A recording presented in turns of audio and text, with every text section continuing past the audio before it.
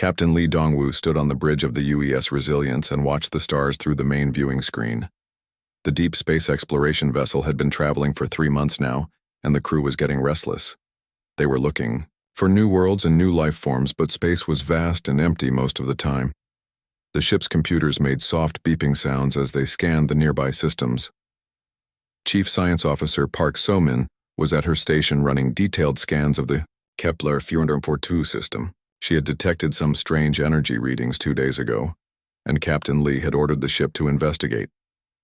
Captain Park So-min called out from her station. "I am getting very unusual readings from the third planet in this system." Lee walked over to her console and looked at the data scrolling across the screen. The energy signatures were unlike anything in their databases. They were strong and artificial, which meant they were not natural phenomena. "What do you think it could be?" Lee asked. "I'm not sure, sir, but the patterns suggest advanced technology," Park So-min replied. "Much more advanced than anything we have seen before." Tactical Officer Kim Tae-ho looked up from his weapons console. "Captain, we should be careful. Unknown technology often means unknown dangers." Engineer Choi Hae-jin was monitoring the ship's systems from her station near the back of the bridge. "All systems are running normally, Captain. If you want to get closer, we can do it safely." Communications. Specialist Yoon Jae-sung was listening to various frequencies, trying to pick up any signals.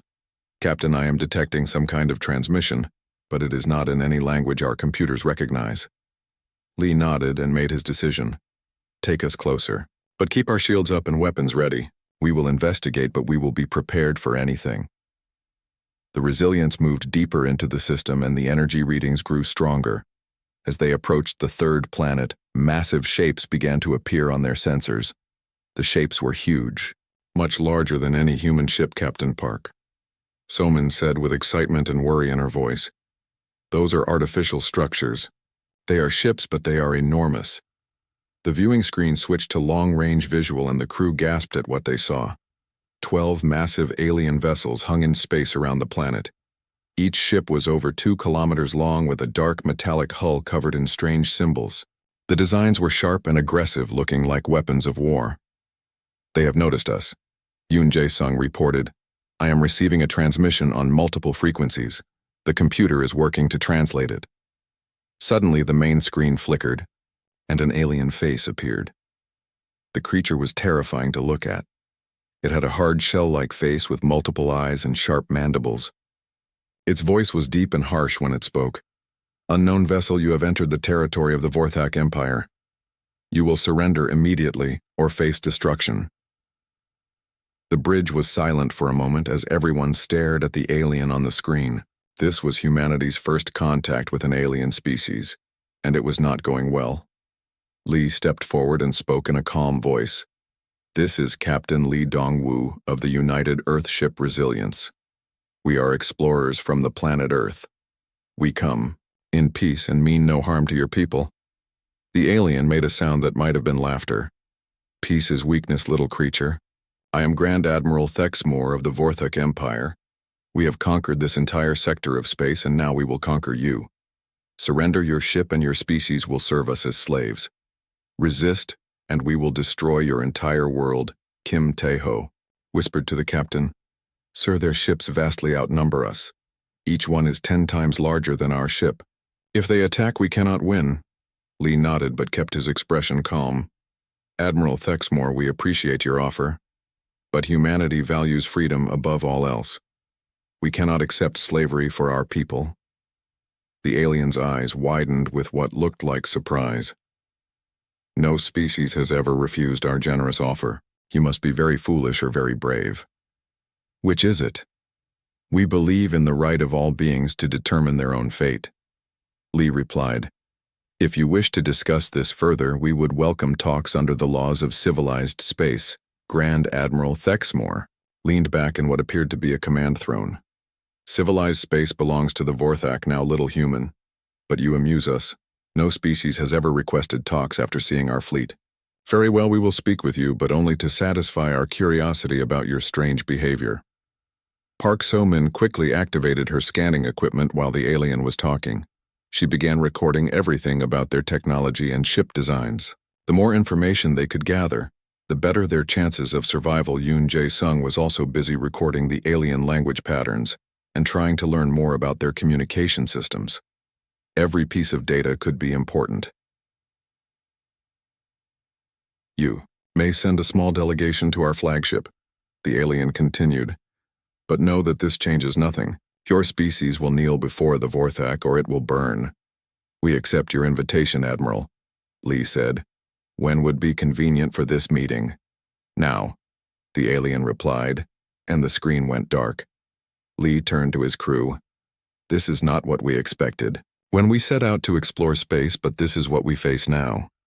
They think we are weak because we are smaller and fewer in number. They think we will surrender because every other species has done so. What are your orders, sir? Kim Tae-ho asked. We are going to show them what humans are capable of. Lee replied. So Min, I want you to analyze everything you recorded about their ships and technology. Find weaknesses if they exist. Tae-ho, prepare a security team, but remember we are going as diplomats, not warriors. Hee-jin, make sure our ship is ready for anything. Jae-sung, keep monitoring their communications and see what else you can learn about them, Sir Park. So-min said, should we contact Earth and report this situation? Lee thought for a moment. Not yet. Communications would take months to reach Earth and months more for help to arrive. We need to handle this ourselves. Besides, if we can resolve this peacefully, it will be better for everyone. The crew began their preparations while Lee studied the alien fleet on the viewing screen. The Vorthak ships were impressive and frightening, but he had noticed something during the conversation with their admiral. The alien had seemed genuinely surprised by human behavior. That meant they were used to other species acting in predictable ways. If the Vorthak expected fear and immediate surrender, then perhaps unexpected behavior could give humanity an advantage. Lee began to form a plan in his mind. It was dangerous and might not work, but it was better than simply giving up. The shuttle bay was prepared and a small diplomatic team was selected. Lee would lead the group along with Park So-min to provide scientific expertise and Kim Tae-ho for security. They would go aboard the alien ship and try to find a way to save humanity from conquest. As they prepared to leave, Choi Hye-jin approached. The captain, Sir, be careful over there. We still do not know much about these aliens or their true capabilities. I know, Lee replied, but sometimes the best way to learn about your enemy is to meet them face to face. The shuttle launched from the Resilience and flew toward the massive Vorthak flagship. As they got closer, the size of the alien ship became even more impressive.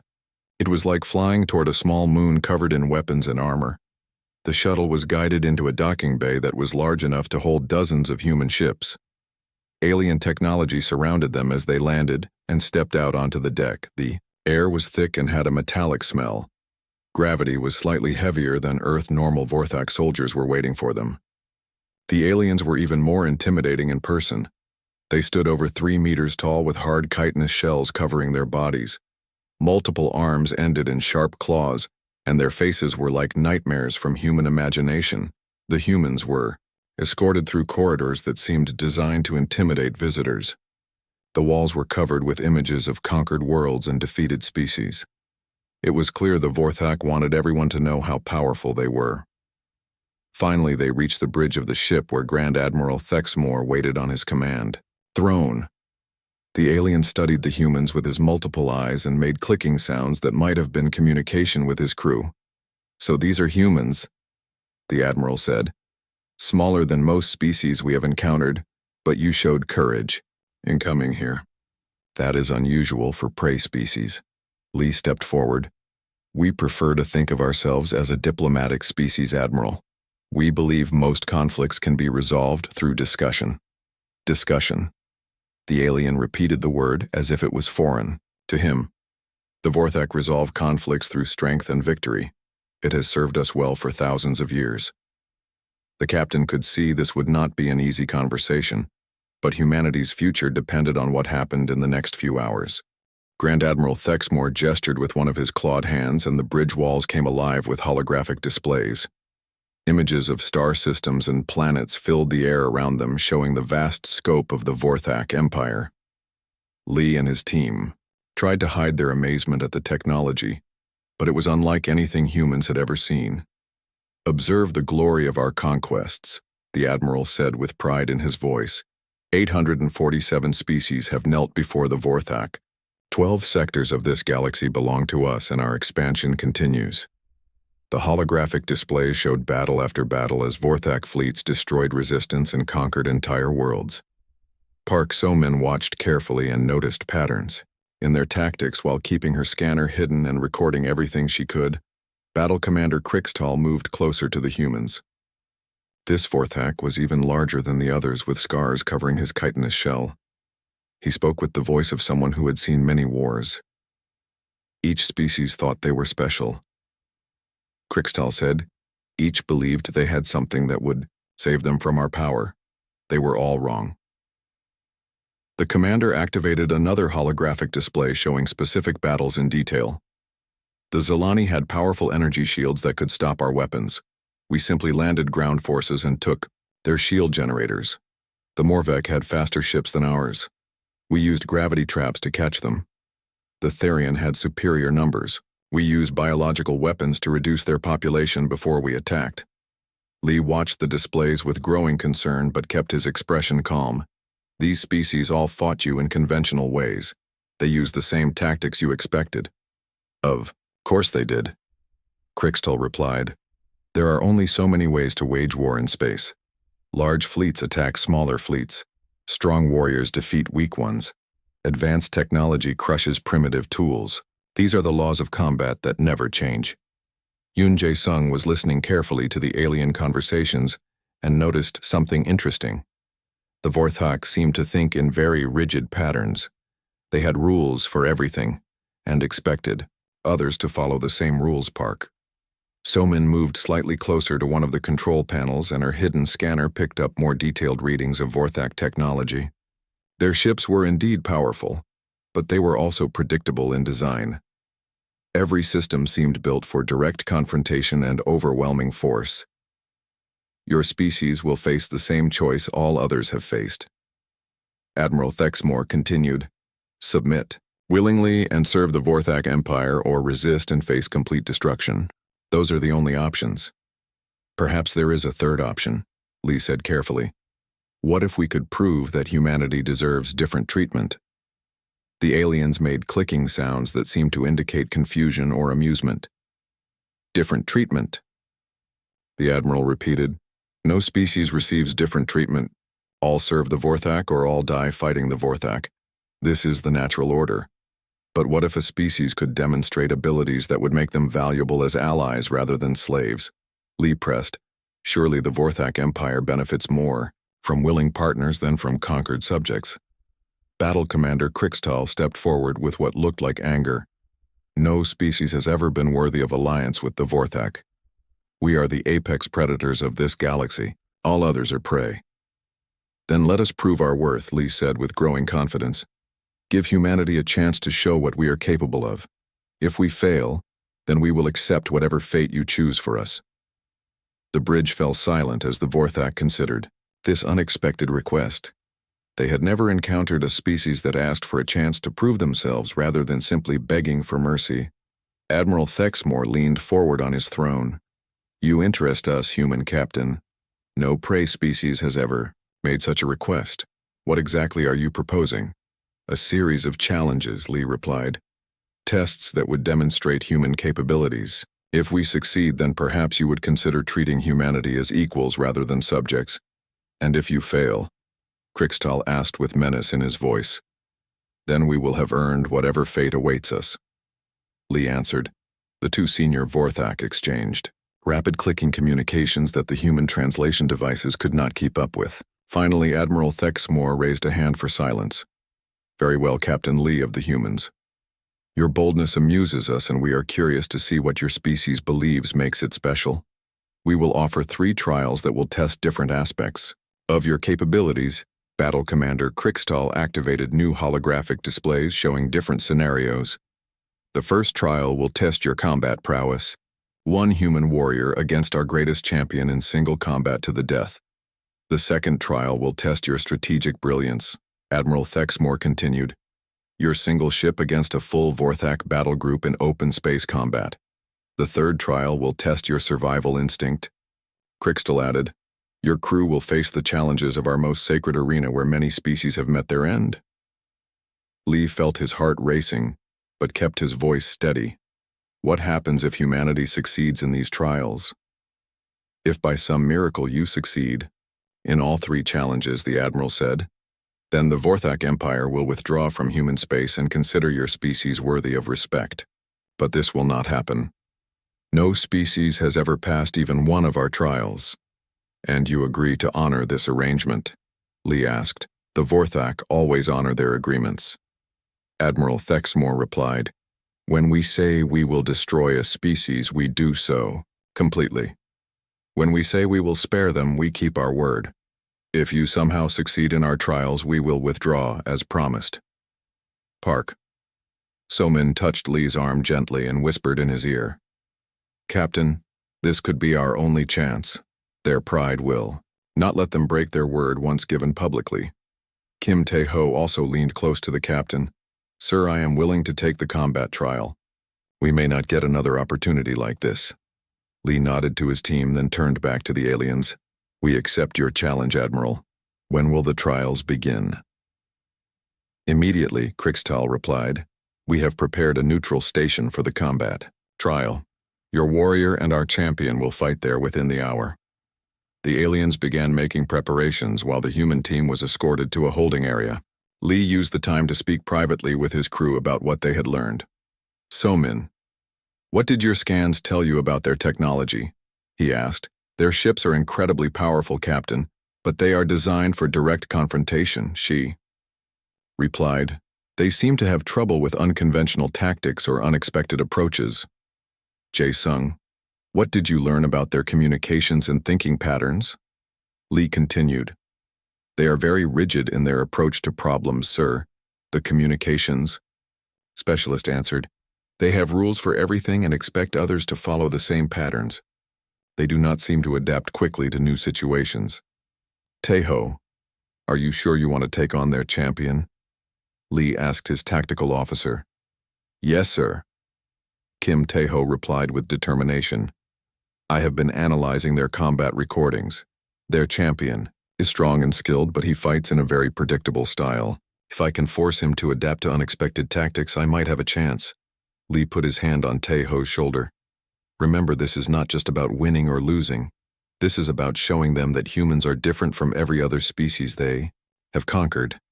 We need to make them think about us in a new way." The holding area door opened and Vorthak guards motioned for the humans to follow them. They were taken to a shuttle bay, where a transport was waiting to take them to the combat arena. As they traveled through space toward the neutral station, Lee watched the Vorthak fleet through the transport windows. The alien ships moved in perfect formation like a military parade. Everything about them suggested order and predictability, Captain Park Somin said quietly. "I noticed something during the briefing. Every battle they showed us followed the same basic pattern. They always use overwhelming force and direct confrontation. They have never faced an enemy that used truly different tactics. That could be our advantage," Lee replied. "They expect us to fight like every other species has fought. If we can do something completely unexpected, it might work in our favor." The transport docked with the neutral station, and the humans were escorted to an observation area overlooking the combat arena. The arena itself was a large circular space, with various obstacles and platforms scattered throughout. It looked like it had been designed to provide interesting challenges for the fighters. Battle Commander Crixtal stood beside the humans as they watched the arena being prepared. "Your champion will face Velgoth the Destroyer. He has fought in single combat 200 times and has never been defeated. Many species have sent their greatest warriors against him and all have died." In the arena below, a massive Vorthak warrior appeared. Velgoth was even larger than the other aliens they had seen, and his shell was covered with the scars of many battles. He carried weapons that looked like they had been grown rather than manufactured, and his movements showed the confidence of someone who had never known defeat. "Your champion may use any weapons or equipment you provide," Crixtal continued, "but know that nothing you possess can match Vorthak biotechnology."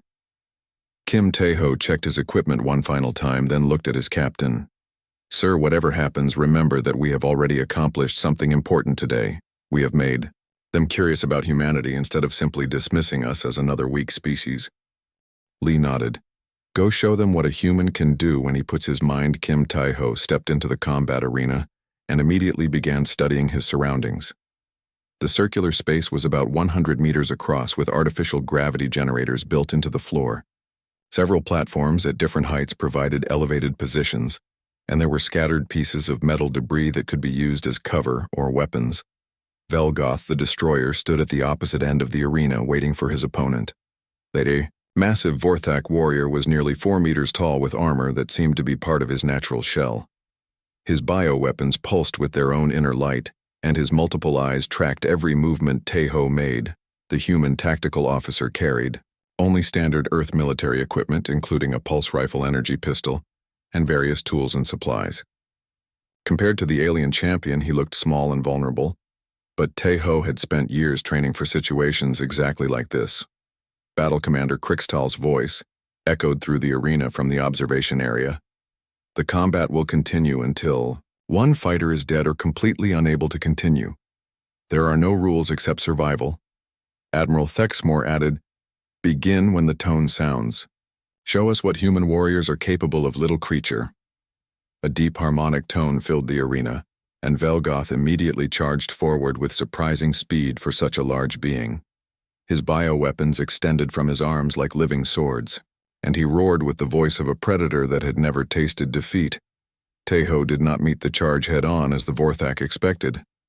Instead, he dove to one side and rolled behind a piece of debris while firing his pulse rifle at the gravity generator nearest to his opponent. The energy blast damaged the device and created a pocket of reduced gravity around Velgoth. The alien warrior stumbled as his weight suddenly changed, but quickly adapted and leaped toward Tai-ho's position. The human was already moving again, having anticipated this response. He used the reduced gravity to launch himself toward one of the elevated platforms. From his new position, Tai-ho could see the entire arena and began to understand how all the systems worked together. The gravity generators were connected to the main power grid along with atmospheric processors and structural support systems. Everything was interconnected in ways the arena designers had probably not intended. Velgoth reached the platform and slashed at Tai-ho with his bioweapons but found only empty air. The human had jumped to another platform using a piece of debris as a stepping stone. The alien's weapons cut deep grooves in the metal flooring where Tai-ho had been standing in. The observation area the Vorthak were watching with growing interest. They had never seen a fighter use the arena environment in such a creative way. Most warriors simply charged at each other until the stronger one won. Your human fights strangely, Battle Commander Krixtal commented. He avoids direct confrontation, like a coward. Captain Lee kept his voice calm. He fights intelligently, there is a difference. Back in the arena, Tai-ho continued to move constantly while studying his opponent's fighting patterns. Velgoth was incredibly strong and fast, but he fought with predictable tactics. The alien always took the most direct path to his target and always used maximum force in his attacks. Tai-ho began to use this predictability against his opponent. He would appear in one location long enough for Velgoth to spot him, then move to a different position while the alien was committed to an attack. Each time this happened, the alien's bioweapons would strike metal or empty air instead of their intended target. The human also began targeting specific systems around the arena. His pulse rifle shots damaged atmospheric processors and created pockets of different air pressure. He overloaded power conduits and caused sections of the floor to become electrified. Slowly but surely, he was turning the entire arena into a weapon. Velgoth was becoming frustrated with his opponent's refusal to fight in a straightforward manner. The alien champion had won all his previous battles through superior strength and aggression, but those tactics were not working against the human stand and fight me directly coward. Velgoth roared as he pursued Tai-ho across the arena. Face me with honor instead of running like prey. Tai-ho paused on a platform and looked down at his opponent. I am fighting you directly. I am just not fighting you stupidly. The human fired several shots at a structural support beam above Velgoth's position, then quickly moved away. The damaged beam groaned under stress but held its position for the moment. Taeho had calculated exactly how much damage was needed without causing immediate collapse. The alien champion leaped toward the platform where Taeho had been standing, but again found nothing but empty space. His frustration was growing and he was beginning to make mistakes in his attacks. Taeho suddenly changed his tactics and went on the offensive. He used his energy pistol to create a series of small explosions in the debris field, then charged through the smoke and confusion toward Velgoth. The alien turned to meet this attack but found the human's approach was not what he expected.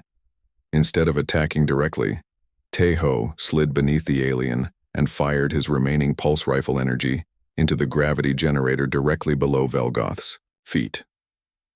The device overloaded and exploded, creating a zero-gravity field around both fighters. In the weightless environment, Taeho had a significant advantage. Human training included extensive zero-gravity combat, while the Vorthak were clearly adapted for high-gravity environments. Velgoth flailed with his bioweapons but could not effectively control his movement without weight. Taeho used the debris floating around them as both weapons and shields. He grabbed a metal rod and used it to deflect the alien's attacks while maneuvering into a better position. The human's smaller size and greater agility served him well in the zero-gravity conditions. The watching Vorthak were amazed by what they were seeing. Their champion, who had never been defeated, was struggling against a much smaller opponent who seemed to understand combat in ways they had never encountered. Park. So-min leaned close to Captain Lee. Taeho is fighting brilliantly, but he cannot keep this up forever. That alien is still much stronger than he is. Lee nodded. He knows that. He is working towards something, but I am not sure what. In the arena, the zero-gravity field began to fluctuate as the damaged generator tried to restore normal function. Both fighters were thrown around as gravity came and went in unpredictable ways. But Taeho seemed to adapt faster than his opponent. The human suddenly activated his emergency beacon, which was designed to broadcast on all frequencies with maximum power. In the confined space of the arena, the signal overloaded several electronic systems and caused all the lights to strobe rapidly. Velgoth was temporarily blinded by the flashing lights and disoriented by the electronic interference. In that moment of confusion, Taeho struck with precision rather than force. He had been studying the alien's anatomy during their fight and noticed that Vorthak had nerve clusters behind their primary sensory organs. The human used his metal rod to deliver a precise strike to the nerve cluster on the left side of Velgoth's head.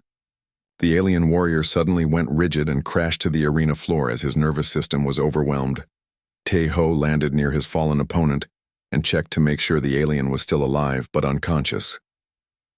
The nerve strike had been calculated to disable rather than kill, and it had worked exactly as planned. The arena fell silent as everyone processed what had just happened. Velgoth the destroyer lay motionless on the metal floor while the small human stood over him, breathing heavily. But victorious. Battle Commander Krixtal stared at the scene below with his multiple eyes wide with shock. Impossible. He whispered. No one defeats Velgoth in single combat. No one. Admiral Thexmore was equally amazed, but his expression showed something that might have been respect. Your human did not win through superior strength or better weapons. He won through superior thinking. Captain Lee smiled slightly. That is how humans approach most problems, Admiral. We use our minds first and our strength second. In the arena, Taeho was helping the unconscious Velgoth into a recovery position to make sure the alien could breathe properly. Medical teams were already entering to check on both fighters. When the Vorthak medical team reached their champion, they found that his injuries were minimal. The human had struck with just enough force to disable the nerve cluster without causing permanent damage. Why did your warrior not kill our champion when he had the chance? Battle Commander Krixtal asked with confusion in his voice. In Vorthak combat, the victor always slays the defeated. Because the combat was to prove human capability, not to commit murder. Lee replied. Taeho accomplished his goal without unnecessary killing. The aliens looked at each other with expressions that seemed to indicate they were reassessing their understanding of human behavior. Everything about this encounter was different. From what they expected, Velgoth began to regain consciousness and slowly sat up with help from the medical team. When he saw Taeho approaching, he tensed for another attack, but the human simply extended his hand in a gesture of assistance. "You fought well," Tejo said to the alien champion. "I learned much from our encounter." Velgoth stared at the offered hand for a long moment, then slowly reached out and accepted the help to stand. No defeated Vorthak warrior had ever been treated with such respect by their conqueror. "You fight unlike any creature." The second trial took place in open space near a large asteroid field that provided natural obstacles and cover. Admiral Thexmore had assembled a full Vorthak battle group consisting of 12 heavy warships, each armed with enough firepower to destroy a small moon. The alien vessels formed a perfect battle formation that had brought victory in countless previous engagements. Captain Lee stood on the bridge of the Resilience, with his crew preparing for what seemed like an impossible task. Their single exploration vessel was supported by only 2 small frigates that had arrived as escorts. Against the massive Vorthak fleet, they appeared as insignificant as insects facing an elephant. "All systems are operating at peak efficiency, Captain," Engineer Choi Hyejin reported from her station. "I have implemented the modifications we discussed, and our engines are ready for rapid acceleration bursts." Park So-min looked up from her science console where she had been analyzing the Vorthak fleet formation. "Captain, their ships are positioned exactly as I predicted based on their previous battle recordings. They are using their standard overwhelming force doctrine with no variation." Yoon Jae-sung monitored alien communications from his station. "Sir, they are discussing their attack plan on open channels. They seem confident that we cannot understand their tactical language, but our computers have been learning their patterns." Kim Tae-ho had returned from his successful combat trial and was now coordinating their defensive preparations. "Captain, the Vorthak expect us to either flee immediately or position ourselves for a traditional fleet engagement. They have prepared for both possibilities." Lee studied the tactical display showing the positions of all the ships involved in the trial. "Then we will give them something they have not prepared for. Remember, our goal is not necessarily to destroy their entire fleet, but to prove that human strategic thinking can succeed against overwhelming odds." In the Vorthak flagship, Admiral Thexmore was observing the human ships with interest rather than concern. "Look how the tiny human vessels position themselves," he said to his officers. "They are trying to form a battle line like a real fleet. It is almost amusing." Battle Commander Krixtal was less entertained. "Admiral, should we not simply destroy them quickly and end this trial? Their defeat is certain, so why prolong their suffering?" "No," Admiral Thexmore replied. "I am curious to see what strategy they believe will help them survive even a few minutes against our superior numbers. Let them make the first move." On the Resilience, Captain Lee was implementing a plan that his crew had developed during their preparation time. The key was to avoid fighting the kind of battle the Vorthak expected while using their own strengths. "Against them, all ships prepare for scatter maneuver Alpha," Lee announced. "Execute on my command." The 3 human ships suddenly broke formation and accelerated in different directions at maximum speed. The Vorthak fleet immediately moved to intercept them, but their massive vessels could not match the acceleration of the smaller human ships. "They are running as expected," Battle Commander Krixtal observed. "Should we pursue and destroy them one by one?" "Yes, but maintain formation," Admiral Thexmore ordered. "Do not allow them to draw us into a chase that breaks up our battle group." This was exactly what Lee had hoped for. The Vorthak were so disciplined in their tactics that they would not abandon their formation even when it gave their opponents an advantage. The Resilience led the alien fleet toward the asteroid field while the 2 frigates took different paths designed to confuse the enemy targeting systems. Choi Hyejin's engine modifications allowed the human ships to change direction much faster than the massive Vorthak vessels could follow. "Captain, we are approaching the nebula boundary," Park So-min reported. "All our sensor modifications are ready to deploy." Lee had spent considerable time studying the nearby nebula during their preparation. The cosmic gas cloud would interfere with Vorthak sensors, but the humans had developed ways to use that interference to their advantage. "Take us into the nebula," Lee ordered. "All ships execute sensor countermeasure protocol." The Resilience plunged into the swirling gases of the nebula, followed by the pursuing Vorthak fleet. Immediately, the alien ships began having difficulty with their targeting systems, as the nebula's energy discharges interfered with their sensors park. Somin had programmed false sensor readings that would appear on Vorthak displays, making it seem like the human ships were in locations where they actually were not. The aliens found themselves firing at ghost targets while the real human vessels attacked from unexpected directions. The first Vorthak ship to enter the nebula suddenly found itself under attack from multiple angles as all three human ships converged on it with coordinated strikes. Instead of trying to destroy the massive vessel, the humans targeted specific systems that would disable its weapons and sensors. Impossible, Battle Commander Krixtal exclaimed as reports came in from the damaged ship. How can they target our systems so precisely in this interference?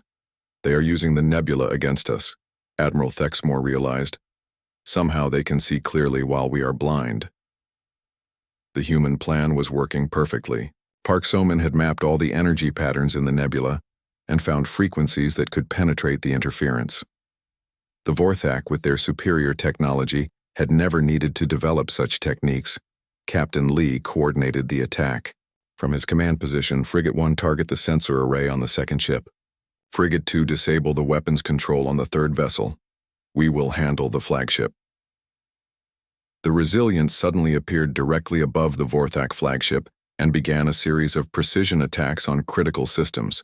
Instead of firing at the IWR ship's heavy armor, the humans targeted the sensor dishes, communication arrays, and weapon control nodes.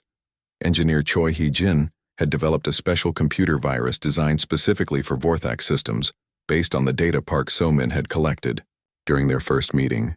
The virus was not meant to destroy their computers, but to create a very specific effect.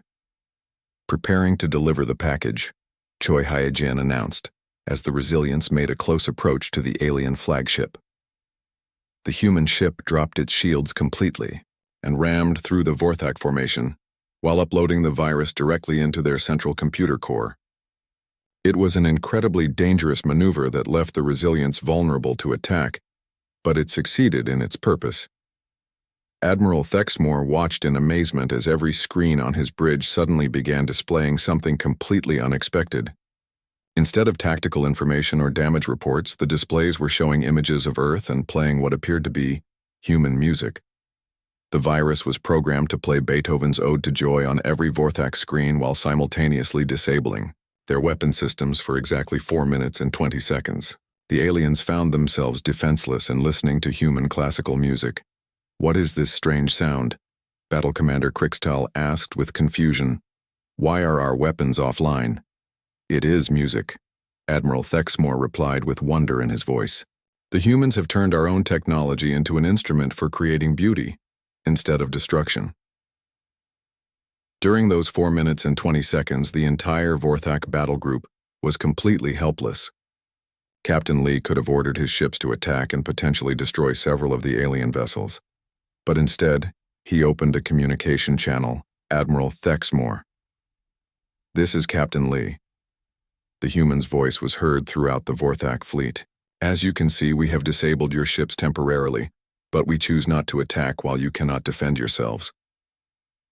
The Vorthak bridge was silent except for the human music playing from their screens. Every alien was staring at displays that showed images of Earth's natural beauty, while listening to sounds they had never experienced before. Why do you not attack?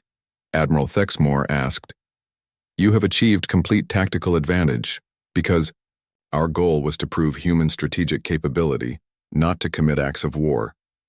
Lee replied, we have shown that we can defeat your fleet through unconventional thinking, but we prefer to win through demonstration rather than destruction. As the 4 minutes elapsed, the Vorthak systems gradually came back online, and their weapons became functional again. The aliens found themselves in the unusual position of being grateful to their enemies for showing mercy. Your tactics are unlike anything we have encountered, Admiral Thexmore admitted. You used our own strengths against us and turned our superior technology into a weakness. Most impressive of all, you chose mercy when you could have chosen victory. The human ships regrouped near the edge of the nebula, while the Vorthak fleet remained in formation, but made no aggressive moves. Both sides had learned something important about each other during the engagement. Park Somin smiled at her captain. Sir, I think we have their attention now. They are beginning to understand that human thinking operates differently from anything they have experienced. Kim Tae-ho nodded in agreement. They expected us to fight like all the other species they have conquered. When we showed them something completely new, it changed their perspective. Yoon Jae-sung was monitoring Vorthak communications and reported something interesting. Captain, they are discussing our tactics among themselves and using words that translate roughly to respectful or honorable. I think we are earning their admiration. Engineer Choi Hae-jin looked up from her damage control reports. All systems are functioning normally, Captain. The ramming maneuver caused some minor hull damage, but the final trial took place in the most sacred location of the Vorthak Empire, known as the Crucible of Extinction. The massive arena was built into an asteroid that had been hollowed out and converted into a testing ground for species that the Vorthak considered potentially worthy of their attention. No species had ever survived the complete trial. Captain Lee and his entire crew stood at the entrance to the Crucible, while Admiral Thexmore and Battle Commander Krikstal explained what they would face inside. The alien architecture was designed to intimidate with sharp angles and surfaces that seem to absorb light rather than reflect it. The Crucible contains challenges that will test every aspect of your species' survival instinct.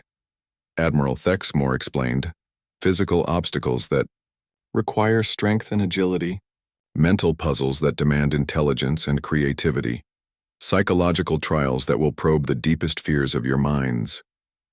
Battle Commander Krikstal added with his usual harsh tone, most species break during the psychological phase. They surrender to despair or madness rather than continue fighting. Those who persist face even greater challenges designed to separate the weak from the strong. Park So-min studied the energy readings coming from inside the Crucible with her portable scanner. Captain, the technology in there is unlike anything we have seen before. Some of those systems appear to directly interface with biological neural networks. Yoon Jae-sung looked nervous but determined. Sir, if they can read our minds or manipulate our thoughts, this trial could be more dangerous than the previous two.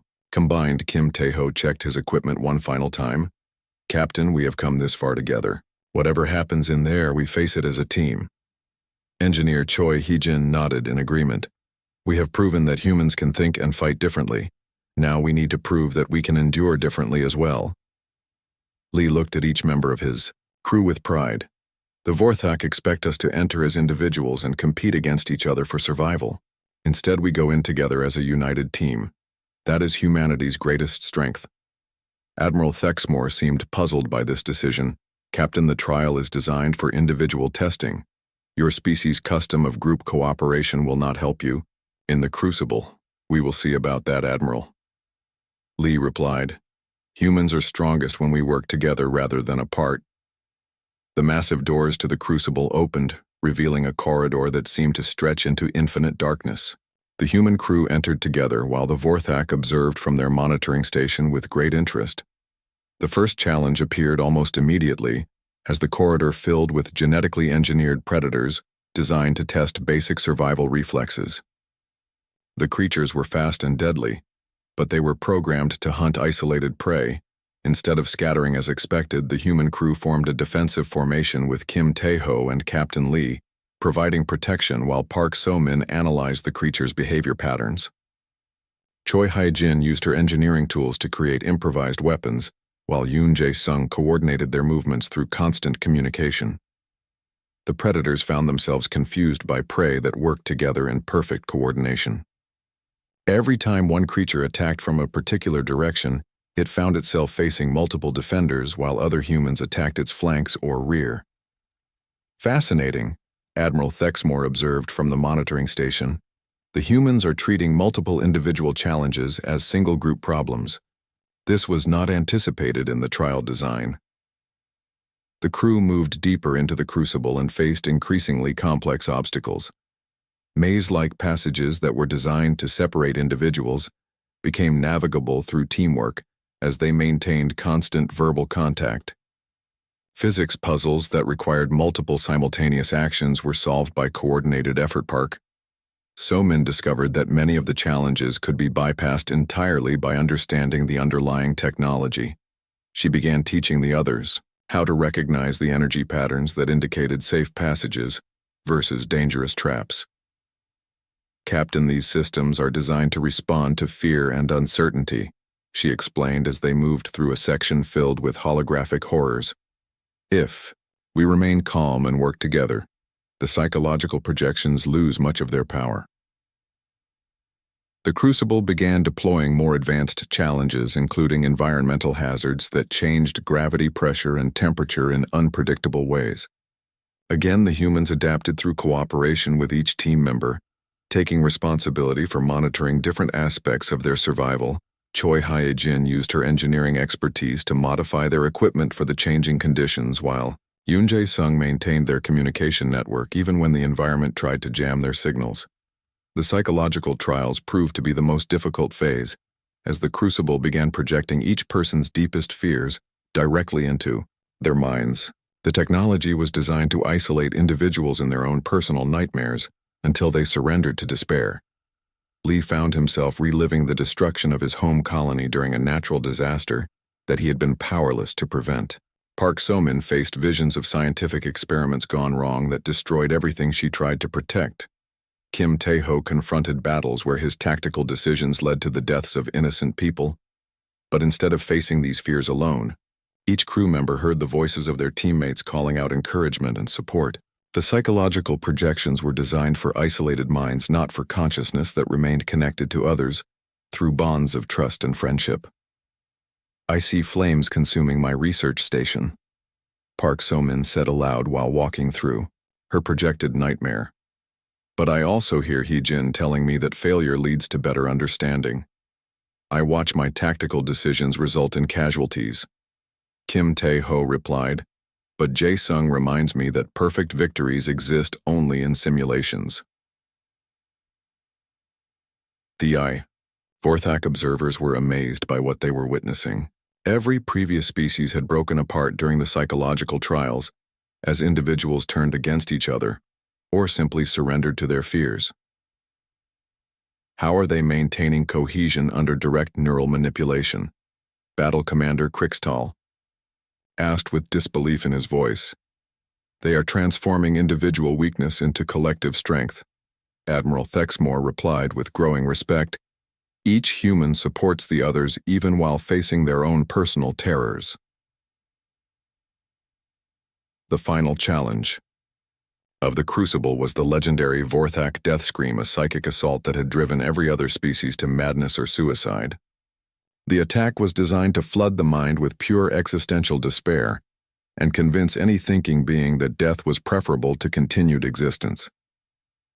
As the death scream began its assault, the human crew found themselves overwhelmed by feelings of hopelessness and futility. The psychic attack told them that their struggles were meaningless, that their species was insignificant, and that resistance was pointless, but human consciousness proved more resilient than the Vorthak had anticipated. Instead of succumbing to despair, the crew began transforming the negative emotions into determination and resolve. "This feeling tells us we are small and powerless," Captain Lee said aloud while fighting against the psychic assault. "But being small does not mean being insignificant. Humans have always found strength in facing impossible odds." Park So-min added her voice to his. "Scientific discovery requires accepting that we do not understand everything. Ignorance is the beginning of knowledge, not the end of hope." One by one, each crew member contributed their own perspective on how to transform despair into motivation. The death scream was designed to isolate and overwhelm individual minds, but it could not cope with consciousness that refused to be isolated. The psychic feedback from 5 minds working together in harmony began to overload the systems generating the death scream. The Crucible had never encountered anything like the collective human response, and its ancient technology began to malfunction. Alarms sounded throughout the monitoring station as energy readings spiked beyond safe limits. "The death scream generators are overloading," a Vorthak technician reported. "The human neural patterns are creating feedback loops we cannot control." Admiral Thexmore watched in amazement as the most sacred test of his people was defeated, not through individual strength, but through collective resilience. "Shut down the trial immediately," he ordered, "before the humans damage systems that have operated for millennia." The crucible fell silent, as all its challenges were deactivated simultaneously. The human crew found themselves standing together in a simple metal chamber. While emergency systems worked to contain the overloaded psychic generators, Battle Commander Krixtal stared at the monitoring displays with his multiple eyes wide with shock. They did not just survive the death scream, they turned it back on itself and used its own power to disable our systems. More than that, Admiral Thexmore replied with something approaching reverence. They have demonstrated that their species possesses capabilities we have never encountered in any other life form. The humans were escorted back to the observation area where the senior Vorthak officers waited to address them. The atmosphere had changed completely from their first meeting as the aliens now looked at the human crew with unmistakable respect. Admiral Thexmore stood and performed what appeared to be a formal salute. Captain Lee and crew of the human species, you have accomplished what no other being